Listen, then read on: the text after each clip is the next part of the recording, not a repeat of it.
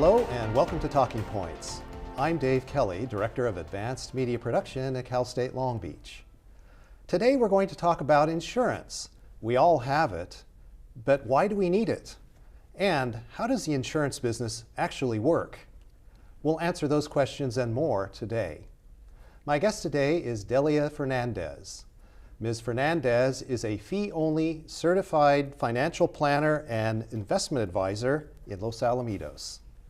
Welcome, Delia, and thank you for joining us on Talking Points. Glad to be with you.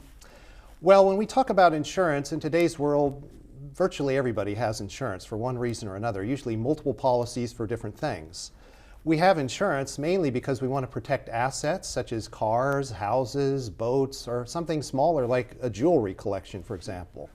But we also need insurance because of other things that are not physical in nature, such as income in the future. So if I make a large salary, I want to protect that income if I have dependents that I'm taking care of, or I want to insure myself against disability, that sort of thing. Also, liability policies. We need to protect ourselves if we've accumulated assets so that we're protected in the event of some unfortunate incident that results in litigation. So those are the reasons why people typically have insurance. So given that that's the case, how can people take a look at insurance as not just something that they have to have, but as a helpful financial planning tool? Well, we consider it in our industry one of the ways to manage risk. Risk from loss, risk from all the things that you brought up. And we see four methods to use that you would use to offset risk. One of them is to avoid the risk completely. One of them is to mitigate the risk, like you might install fire extinguishers to mitigate a fire. You might reduce the risk, maybe making sure that your home is the lawn is well taken care of, the trees are trimmed so you don't have fire hazards near the home.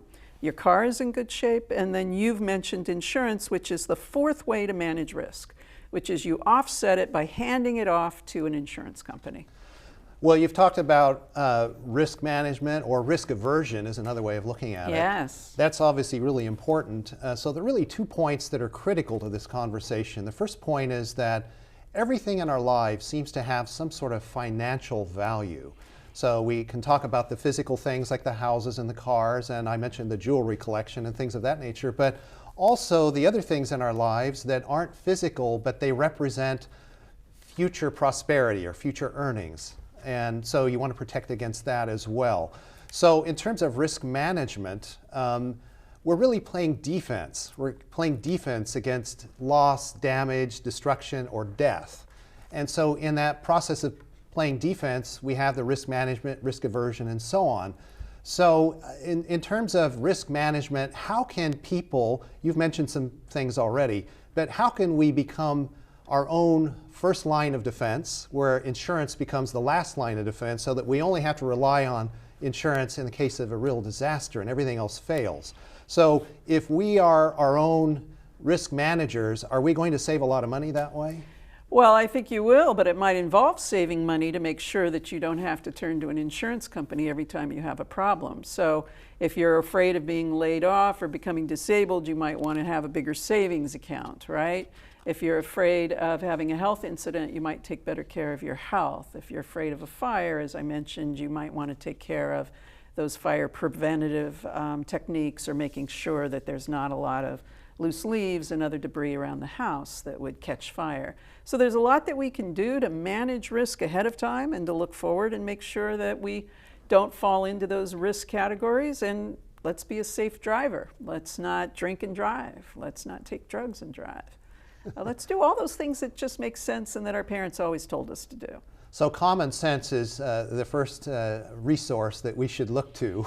Yes, and that strong desire not to have to put out money to take care of a problem. Because even if you turn to an insurance company, there's a portion of it that we take on ourselves called the deductible. And nobody wants to have the inconvenience and the cost and the hassles of some kind of incident that we have to take care of. So let's talk about the insurance companies. We know that we can be our own best risk managers and avoid risk just by using good common sense. But the insurance companies have tools and they have metrics. and they have actuarial scientists. So explain all of that if you would. First of all, what's an actuarial scientist? What do they do? And what are the tools and metrics that they're utilizing to determine insurance coverage? I think of an actuarial scientist as a statistician, really. He's looking at the statistics of the odds based on a certain large population group of how many incidents per that population group would this actually occur. And they're looking at the odds of the risk for themselves, and they're putting a dollar amount on it. And it might be that the risk of a car accident would be more so in LA County than it would be in Orange County. The risk of a fire might be more so in a hilly area with dry brush than it would be right next to the ocean.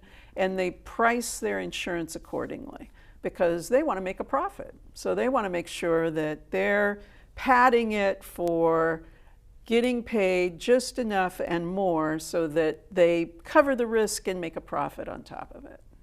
So if I'm an actuarial scientist and my company seems to want to lower the rates, or maybe they want to raise the rates, what kinds of trends or patterns or trajectories am I looking at to justify any one of those scenarios? Oh, you're going to grab historical statistics of occurrences in that population group or that geographic area.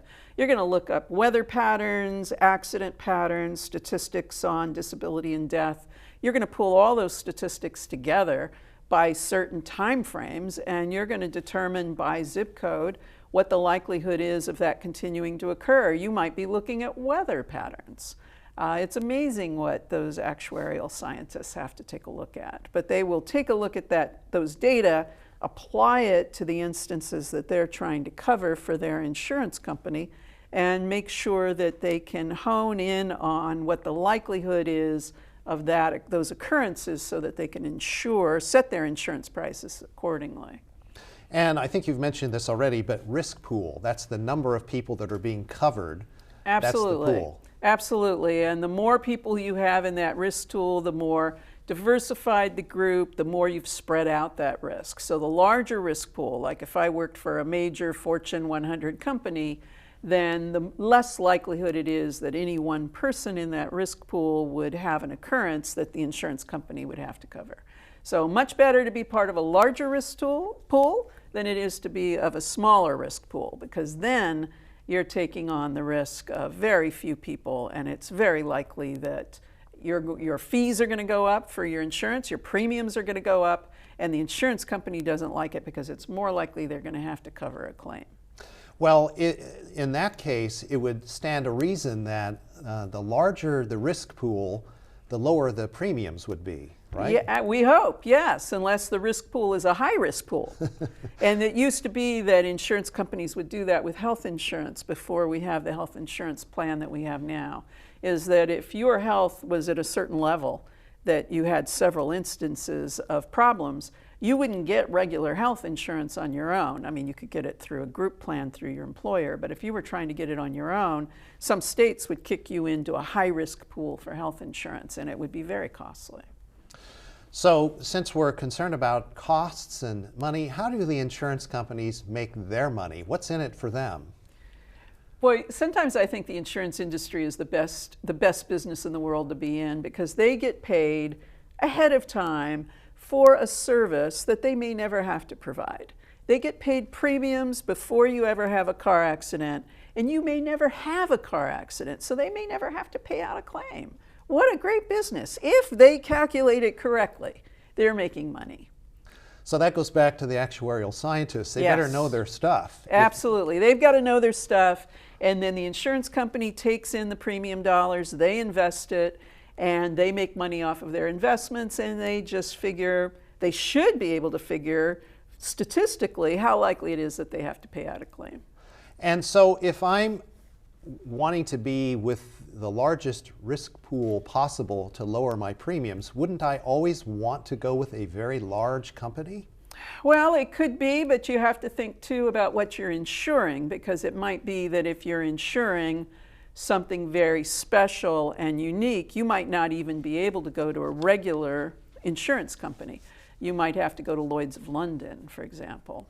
It's kind of fun to look at those insurance policies, but if they're insuring a famous pianist for their fingers, or, a singer for their voice, a hand model for their hands. That's a special insurance, and you have to lay that off on a different insurance company altogether. Yeah, I seem to recall a story some years ago about athletes who were in college that had very good professional sports prospects. Those folks were starting to take out insurance during their senior year of football at the university. We wish that seriously, we wish that every professional athlete in particular would look ahead at the possibility that they won't be super people all the rest of their lives. Football players are particularly vulnerable because it's a short sport with a great likelihood of injury, and they need to get insurance ahead of time. Golfers are the ones that have a longer career and probably less likely having injuries, that are related to their business of playing golf. But we just wish that more sports stars would do that. And there are specialized insurance companies that provide that insurance. And I've also noticed that the professional golfers have the senior league as well, so that they extend that playing time even longer. Yes, among financial managers that specialize in sports, of which I am not one, it is much easier for them to work with golfers because golfers realize that they make their pay step by step, game by game, whereas the sports stars like in football that get the big packages ahead of time, it's kind of hard to tell them to manage their money a little more prudently. Well, let's move on and talk now about the state insurance commissioner. This sometimes comes up on the ballot where we vote for a state insurance commissioner. Well, what does a state insurance commissioner do, and how does the commissioner protect the rights of those that are insured? Well, it's kind of interesting that we think about most regulation being federal and nationwide, but insurance is regulated by the states. So each state has its own Department of Insurance, and they back up insurance companies when the insurance company may be failing. Now, if a company is really having problems, usually another insurance company is going to take it over. But as a backup of last resort, the insurance department is going to back up life insurance, annuities, it's going to back up disability insurers, and it's going to give you some percentage on the dollar of protection if your company fails and they're not there to satisfy your claim, such as with life insurance. Well, on that note, we're going to have to take a break, and then we'll come back. And when we do come back, we'll talk about other aspects of insurance and why it's essential. Stay tuned.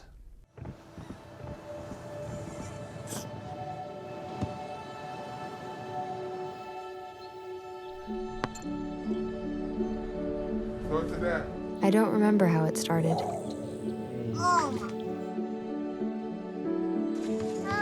Our back and forth. Victory. Fumble. Repeat. It always came back.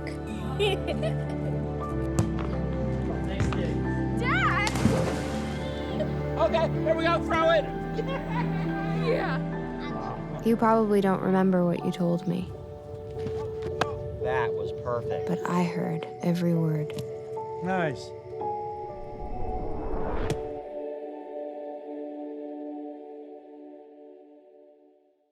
Welcome back to Talking Points. I'm Dave Kelly, Director of Advanced Media Production, and my guest today is Delia Fernandez, a fee-only certified financial planner and investment advisor. Delia, before we went to the break, we were talking about a variety of concerns with insurance and the different types of policies that one should consider. I want to talk about something now that isn't as well known, and that would be travel insurance. People have heard of it, some people have taken it out. What about travel insurance? If we're going to take a trip, let's say, for example, overseas, Yes. is travel insurance a good idea? I think it can be a great idea. The question is, how much can you afford to pay out yourself if something goes wrong on the trip and you have an emergency medical need, or you need to transport yourself back to the States in an emergency manner, maybe even with some kind of ambulance or medical attendance. Travel insurance can help mitigate that cost. I can't say that it'll take care of all of it, but it'll help mitigate that cost. And there are a lot of travel insurance packages to consider, and some of them might be packaged with a tour that you are going to do. So I strongly encourage people to do that. I had a client who once used one when she was skiing the Alps for the first time, and it brought her back home first class. It brought her daughter in to accompany her back because she had broken a collarbone, took care of all her medical costs. I mean, it was great. I tell all my clients about it when they do international travel. And I know that even when students here take a study abroad program, they're required to take out insurance. That's for great. obvious reasons. That's really good to hear, because you don't want to be stranded and then everybody's scrambling to try to get you back into the States. Exactly. So let's talk about another sort of not as well-known insurance product, and that would be for people that live in rural communities. And this would be something, I think you referred to it as air ambulance insurance? Yes.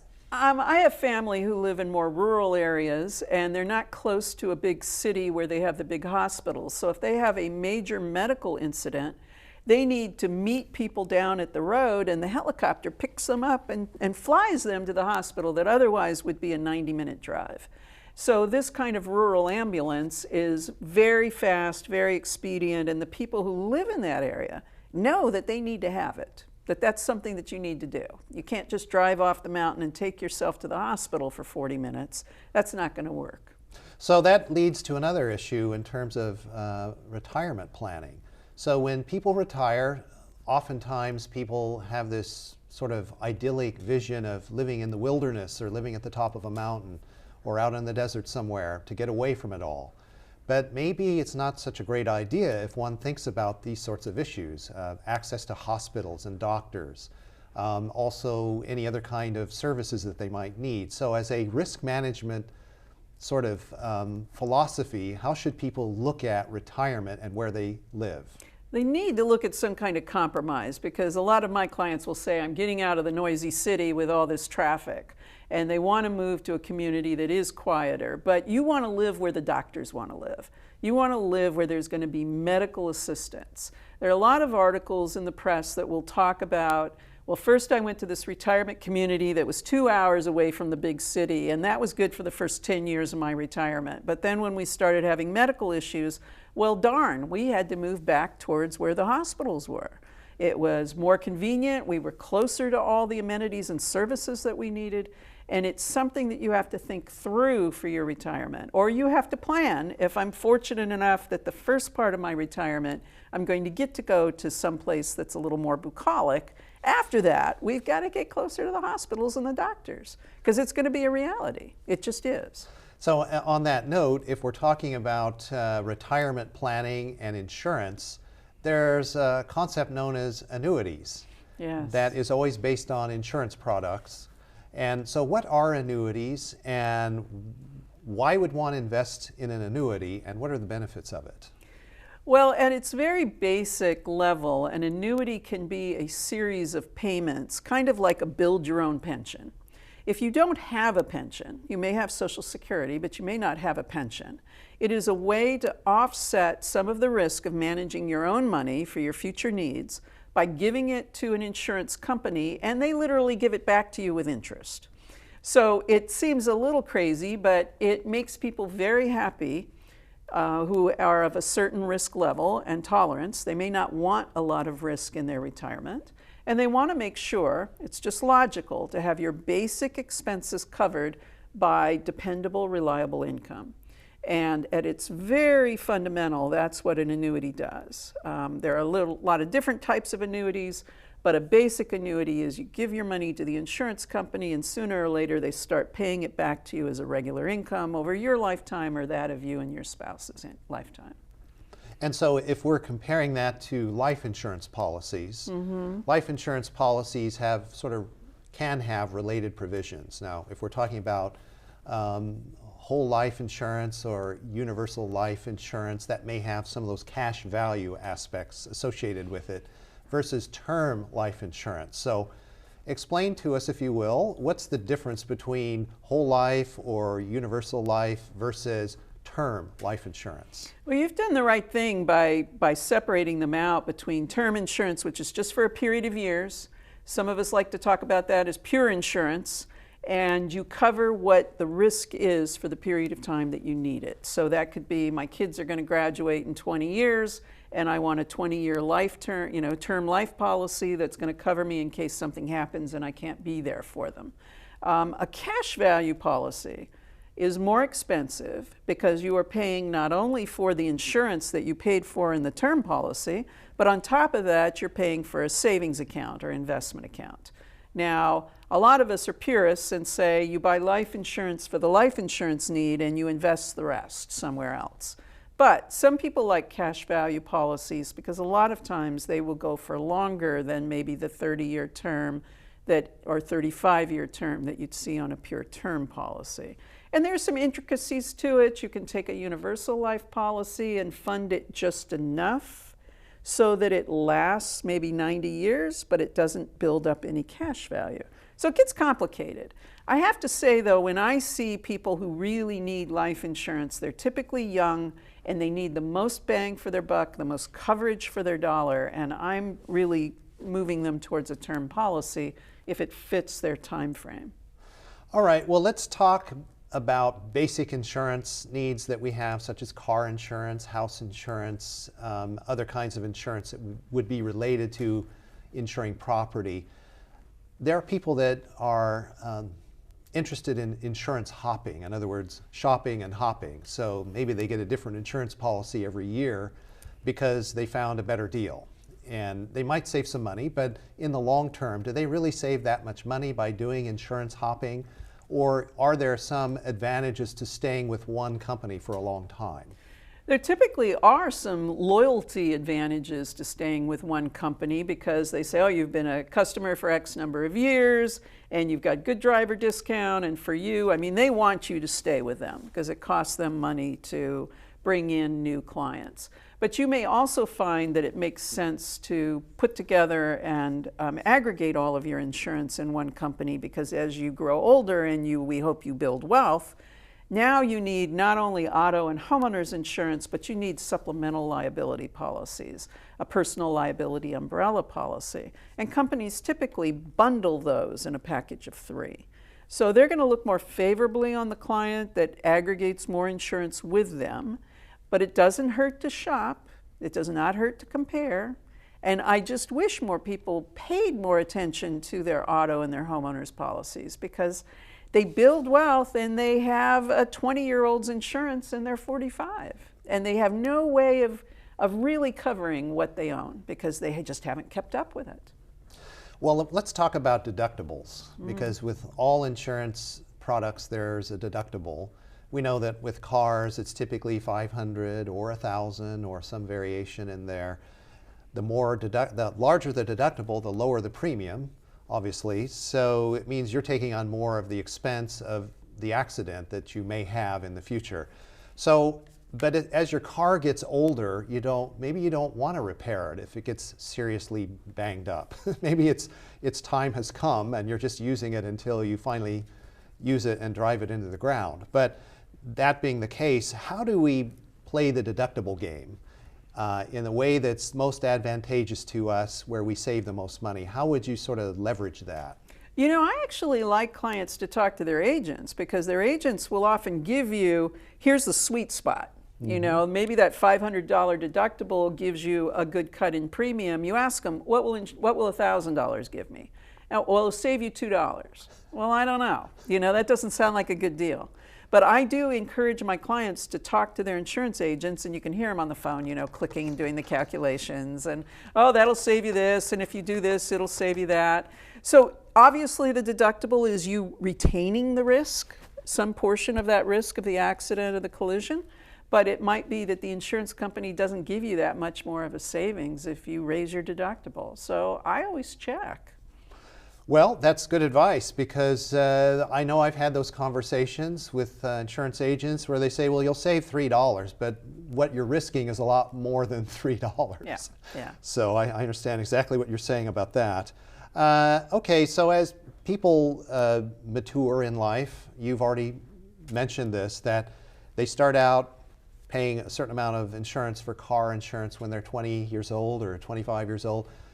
20 years goes by, they haven't changed their policy. What are some surprises that might be in store for them? They come in at 45 years old and they've got a 20-year-old's insurance. They have the car insurance that they first started driving with that was mandated the minimum by the state. They haven't insured most of what they own now.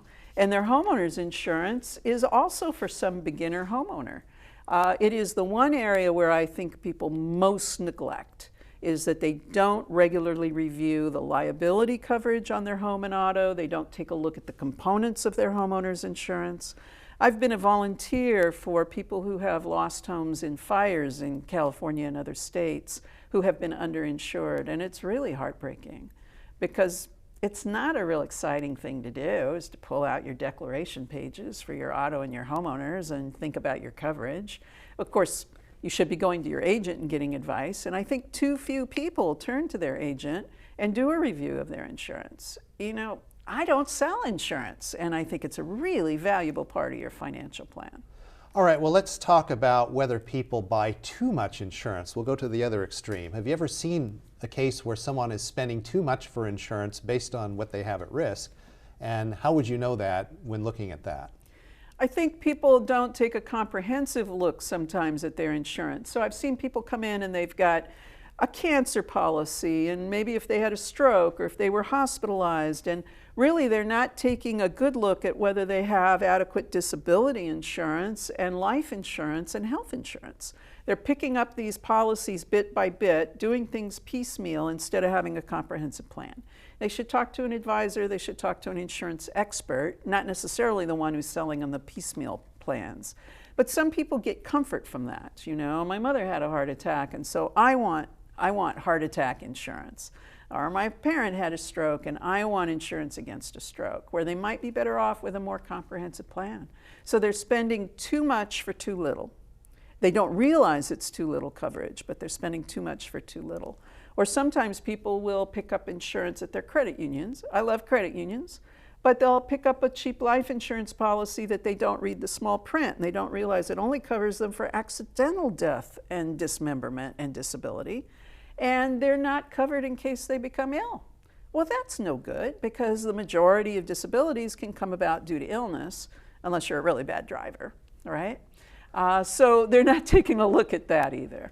Well, on that note, we'll have to bring the program to a conclusion. We've just run out of time, but this has been really informative. Thank you for being here, Delia. Oh, I've enjoyed it. Thank you. And thank you for joining us for this edition of Talking Points. Be sure to join us again soon for the next episode. Until then, have a nice day. I'm Dave Kelly.